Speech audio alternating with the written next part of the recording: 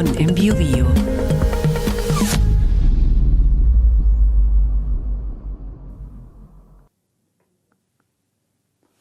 Hola, ¿cómo están? Soy Alejandro San Francisco, académico de la Universidad de Tarapacá, y en nuestro comentario semanal de elecciones presidenciales en la historia de Chile, hoy conversaremos sobre la elección de 1946 que llevó a la moneda al radical Gabriel González Videla, acompañado del Partido Comunista de Chile. La era radical culminó con Gabriel González Videla como presidente de la República. En plena posguerra mundial, la elección se adelantó por segunda vez consecutiva, ahora debido a la muerte prematura de Juan Antonio Ríos, quien había padecido varios meses de enfermedad, como antes la sufriera Pedro Aguirre Cerda. Lo anterior condujo a la realización de nuevos comicios en la forma prevista por la Constitución, como ya se había hecho en anteriores ocasiones. El clima del momento incluía aspectos de la situación internacional. Por ejemplo, en marzo de 1946, Winston Churchill había pronunciado su famoso discurso sobre la cortina de hierro con el fin de la Segunda Guerra Mundial y el comienzo de la Guerra Fría, que tuvo una dimensión específica en ambas Américas, como se puede apreciar en el excelente libro de Leslie Bethel e Ian Roxborough, editores, Latinoamérica entre la Segunda Guerra Mundial y la Guerra Fría 1944-1948, publicado por Cambridge University Press, y que tiene un artículo sobre Chile de Andrew Barnard. A ello se sumaba la situación interna del país, que reflejaba una primacía del radicalismo, pero con desgaste y luchas intestinas. Incluso el partido de gobierno había dificultado la vida a sus dos presidentes, Aguirre Cerda y Ríos. A ello se sumaba la existencia de una derecha bastante grande, pero dividida por distintas razones. Finalmente se podía percibir claramente la consolidación de fuerzas de izquierda, como eran el Partido Socialista y el Comunista, además de algunas organizaciones de trabajadores. Por otra parte, Gabriel González Videla compartió su proyecto político con el Partido Comunista, que lo acompañó en su candidatura a la moneda, como se reflejó durante la campaña y con declaraciones de recíproco afecto. Así quedó expresado, por ejemplo, en la frase del candidato radical: no habrá poder humano ni divino que lo pudiera separar de los comunistas. O en el poema El pueblo lo llama Gabriel, contribución del poeta Pablo Neruda, quien desde 1945 era senador de la República y militante del Partido Comunista, aunque había adherido al comunismo en España en los años de la Guerra Civil. Estos eran los tiempos de unidad entre González Videla y los grupos que lo apoyaban. Después vendrían horas difíciles y contradictorias. Gabriel González Videla, el futuro presidente de la República, nació en La Serena en 1898, cuando se estaba acabando el siglo XIX, y pertenecía a una familia nada menos que de 18 hermanos. Estudió en el Liceo de La Serena y luego leyes en la Universidad de Chile. Él mismo narra parte importante de su vida personal y política en los dos tomos de sus memorias publicados por Editorial Gabriela Mistral en 1975. Desde muy joven definió que su compromiso público estaría asociado al Partido Radical, al que ingresó en la década de 1920, en los mismos años en que se incorporó a la masonería. Tuvo una destacada trayectoria política y partidista que lo llevó a ocupar importantes cargos en diferentes etapas. Fue miembro del Congreso Termal con Carlos Ibáñez del Campo y presidió el Partido Radical entre 1931 y 1937. Desde el 1935 también fue presidente del Comité Ejecutivo del Frente Popular, que agrupaba radicales, comunistas y socialistas. A ellos se sumaron algunas actividades diplomáticas que realizó, como embajador en Francia, Portugal y Brasil. En 1945 fue elegido senador, en la década en que en realidad había fijado sus ojos en la moneda, en unos comicios en los que también resultaron electos el socialista Salvador Allende y el comunista Pablo Neruda, que también se incorporaron a la Cámara Alta. Si bien respetaba e incluso admiraba a Arturo Alessandri Palma, se produjo un distanciamiento del radical con su administración, producto de una elección complementaria para el Senado, en la que el ministro Gustavo Ross, el ministro de Hacienda, se jugó por el candidato liberal en contra de González Videla. Así lo resumió el León en sus memorias. Agoté reiteradamente mis mayores esfuerzos de convicción para obtener que no se insistiera en tan gravísimo error y monstruosa injusticia. fue todo inútil. Consagrado al Frente Popular, luchó por su éxito, que se expresó en la victoria de Aguirre Cerda en 1938 y de Juan Antonio Ríos en 1942. En esa última oportunidad, el propio González Videla fue una alternativa como posible candidato. Para la elección de 1946, la Convención Democrático Popular aprobó un programa que suscribió su postulante. Entre otras cosas, proponía una reforma constitucional para avanzar hacia un régimen parlamentario, toda una novedad, para otorgar plenitud de derechos civiles para la mujer y dar garantías de limpieza en el sufragio. La creación de lo que se llamaba una ciudadanía americana y la paz mundial en el ámbito internacional. En otros planos, postulaba la creación de un Consejo Económico Social, de comités de subsistencia y adquisición de productos de importación por parte del Estado, tales como alimentos y vestuario. Procuraba la instalación de la industria siderúrgica, del cobre y química pesada, así como un plan de electrificación. En materia social, el programa incluía un plan nacional de construcción de habitaciones populares, la sindicalización obligatoria y la protección estatal del trabajo y los salarios de los menores. Además, buscaba fortalecer el Estado docente, la democratización de la enseñanza y la dignificación del magisterio. Los partidos conservador y liberal, lo que se llamaba ya las fuerzas de derecha, vivieron la situación con una confusión que también habían experimentado en 1942, cuando abdicaron de una candidatura propia y decidieron apoyar a Carlos Ibáñez del Campo. Sergio Salas, en la elección presidencial de 1946, al calor de la Guerra Fría, explica parte del proceso que organizó la Convención de las Derechas, de los partidos de orden, como se les llamaba, entre los cuales se incluyó al agrario laborista. En la práctica, se entendía que el encuentro no era la mera selección de un candidato, sino que serviría para elegir al futuro presidente de la República, debido a las altas posibilidades que tenía la derecha para triunfar en estos comicios. En un comienzo, los candidatos de las derechas eran nada menos que 11. Arturo Alessandri Palma, pronto a cumplir los 80 años, su hijo Fernando Alessandri, Emilio Bello Codesío, Francisco Bulnes, Eduardo Cruzcoque, Sergio Fernández, Óscar Jaramillo, José Massa, Joaquín Prieto, Óscar Ursúa y Jaime Larraín García Moreno. Los que recibieron más apoyo en las primeras y sucesivas votaciones del complejo proceso de elección fueron el León de Tarapacá y Cruzcoque, que en la sexta votación lograron 322 y 435 votos respectivamente, en un proceso que consolidaba el respaldo al conservador y veía una baja en el histórico ex gobernante. En la segunda ronda, Cruzcoque mantuvo un buen apoyo, pero los liberales decidieron respaldar en esa ocasión a José Massa. Después las votaciones se concentraron en Cruzcoque y Jaime Larraín.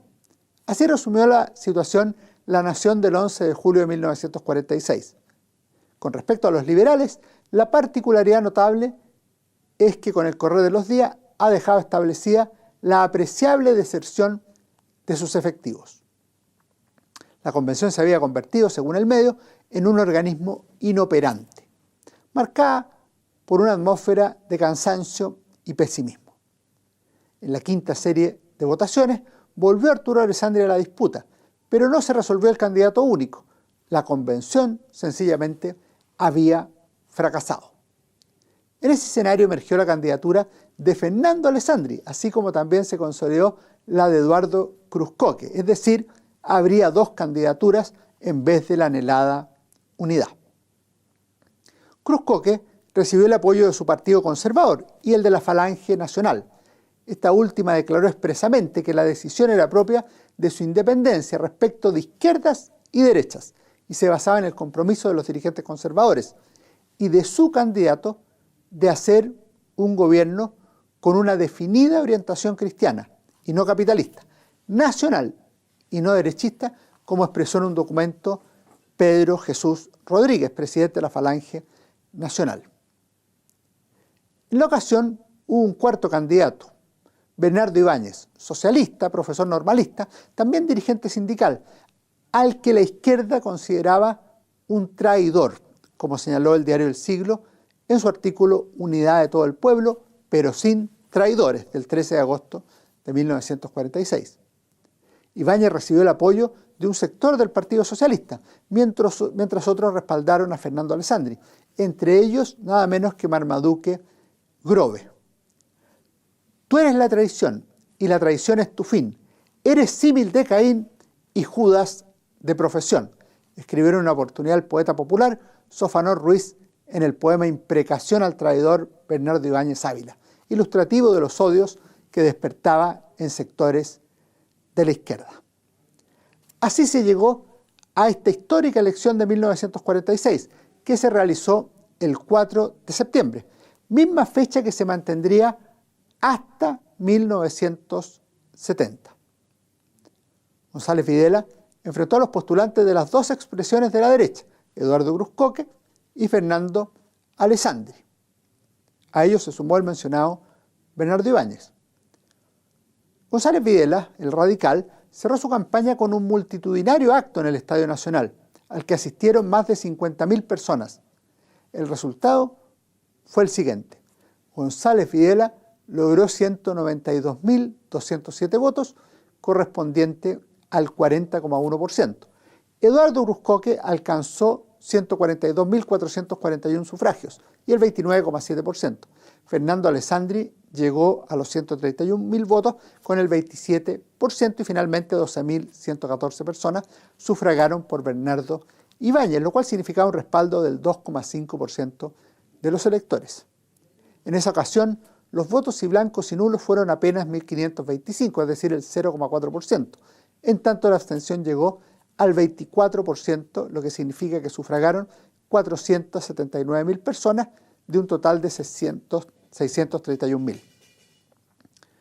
Junto con agradecer a quienes lo habían apoyado, Cruz-Coke apeló a la Carta Fundamental, precisando que correspondería al Congreso Nacional elegir al gobernante, al señalar: una minoría no puede llegar a disponer del poder público por divisiones ocasionales de las tendencias políticas. Se refería, obviamente, a la mayoría que sumaban liberales y conservadores. Por ello, se manifestó confiado de lo que ocurriría en la segunda parte del proceso, como le llamó. Como era previsible desde el punto de vista político, González Videla reaccionó indignado y leyó una protesta por cadena radial, destacando una afirmación del conservador: su candidatura no respondería a una posición definitiva, sino a una discrepancia ocasional de las fuerzas de derecha. El líder radical acusó al candidato conservador de pretender desconocer el triunfo rotundo de la candidatura de izquierda y aprovecharse de su propio dolo para obtener del Congreso Nacional una designación arbitraria. En una velada amenaza, el candidato radical convocó a una asamblea del pueblo con el objeto de acordar las determinaciones que correspondan para que se respete y cumpla el veredicto de las urnas. Para ello, hizo un llamado no solo a las fuerzas políticas, sino también a las instituciones gremiales y sindicales de empleados y obreros del salitre, del cobre, del carbón, de los ferrocarriles, de los transportes, del comercio, de la agricultura y de las demás industrias y actividades del país, haciendo extensivo su llamado a la Falange Nacional que había apoyado a Cruz-Coke. Como era esperable, el candidato conservador rechazó las declaraciones del abanderado radical, asegurando que había usado un lenguaje gratuitamente hiriente y que en lo personal respetaba el pronunciamiento del Congreso Pleno, como manifestó en el diario Ilustrado. El tema de fondo es más complejo y más profundo a la vez. La Constitución de 1925 había fijado un mecanismo de elección presidencial. Sería elegido el candidato que obtuviera la mayoría absoluta de los votos válidamente emitidos. Si ninguno lograba ese resultado, correspondería al Congreso Pleno, es decir, los senadores y los diputados, decidir entre las dos primeras mayorías relativas. Esto implica que existían dos mecanismos para distintas circunstancias y ambas eran perfectamente constitucionales. Probablemente uno de los problemas es que esta era la primera vez que se aplicaba la fórmula de definición por parte del Congreso Pleno. La prensa recogió esta circunstancia, como se puede apreciar en el titular de La Nación del 5 de septiembre de 1946. Don Gabriel González Videla obtuvo la primera mayoría en la jornada cívica de ayer. En la misma línea se expresó la hora. Vocero del radicalismo, Gabriel González obtuvo mayoría. pero con una bajada ilustrativa.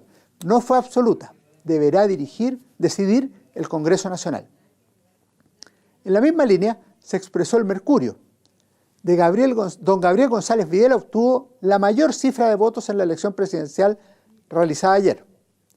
La portada del Diario Ilustrado establecía: González Videla y Eduardo Cruz Coque obtuvieron las más altas mayorías.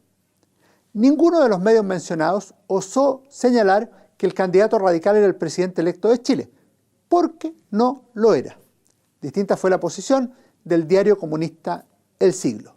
Gabriel presidente fue el encabezado de la primera página al día siguiente de los comicios, anunciando que la oposición preparaba una sedición y que el pueblo defenderá por la fuerza lo que ya ha conquistado por la voluntad. El editorial del medio comunista refrendaba dicha posición.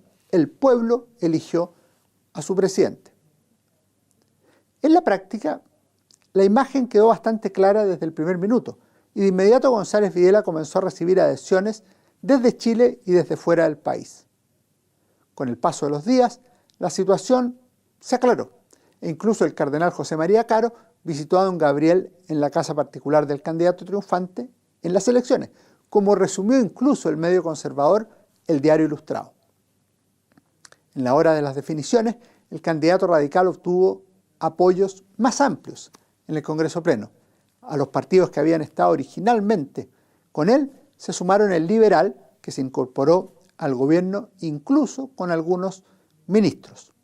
También obtuvo el respaldo del Partido Socialista, donde coexistían y disputaban tres tendencias: el tercer frente, presente en la candidatura de Ibáñez y que procuraba no ser de derecha ni de izquierda; un segundo grupo de Raúl Ampuero, que proponía un frente del pueblo; y el tercero, liderado por Salvador Allende, que planteó apoyar a González Videla.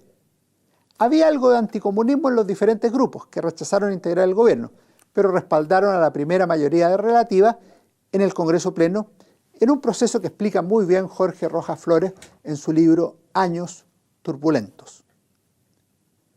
Mirado retrospectivamente, parece un claro error de la derecha que sus dos partidos hayan llevado cada uno su candidato, como lo sintetizó una editorial del Mercurio.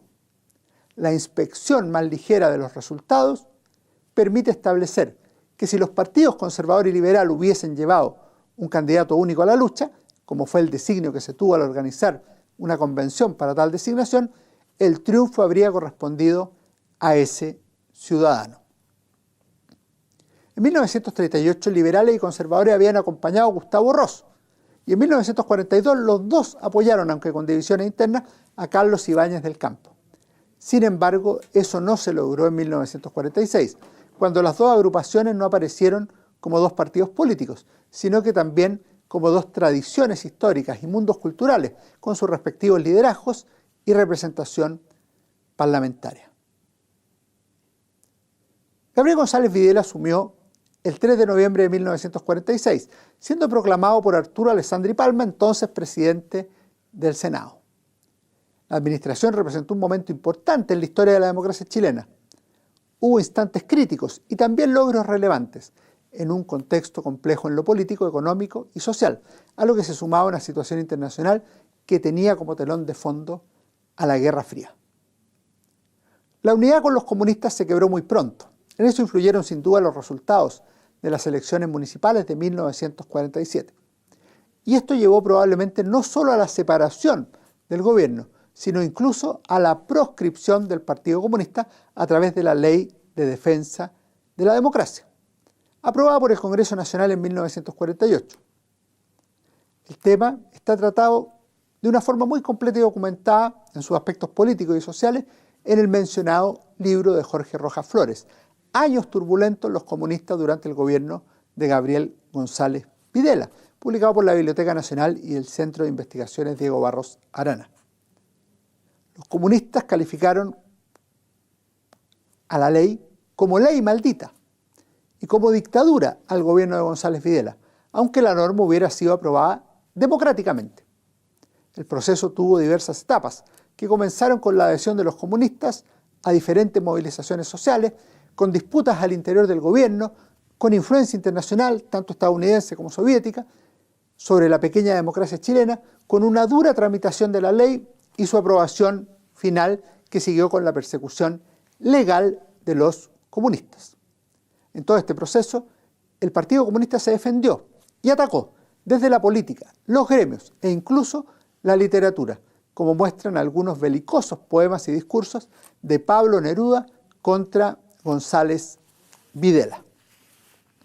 En una entrevista póstuma, el gobernante radical explicó su ruptura con los comunistas. Está reproducida en este libro de Rodolfo García Guzmán, 9 de Profundis, publicado en 1983. ¿Por qué rompí con el Partido Comunista? En gran parte la responsabilidad de lo que pasó con los comunistas la tengo yo. Lo confieso paladinamente, cometí un error muy grande del cual nunca me arrepentiré lo bastante durante mi vida. Creí en ellos, los creí demócratas. Pensé que podían ser leales. Como por otra parte son artistas en el arte del adulo, en realidad esta gente me tomó por el lado de las alabanzas, de los elogios, de la facilidad que me daban para todas las cosas.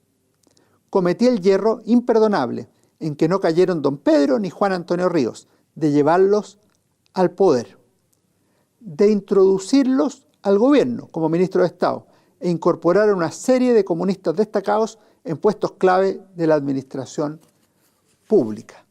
Todo por la confianza que yo tenía en ellos.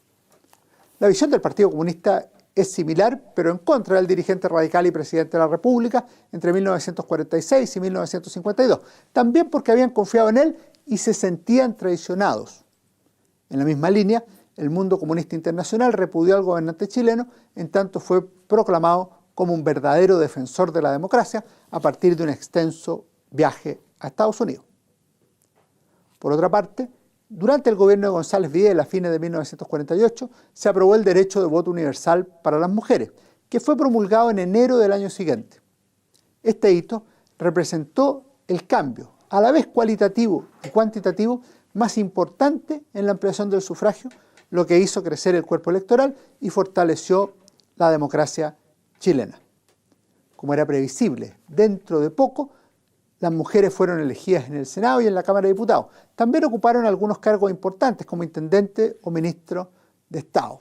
En el plano económico, en otro plano, surgieron algunos problemas y contradicciones, como la consolidación del modelo vigente en el país, pero en medio de dificultades y agotamiento. El gobierno de González Videla terminaría de una forma muy distinta a la que había comenzado, tanto por los cambios en la conformación de las fuerzas de gobierno como por los énfasis de la gestión.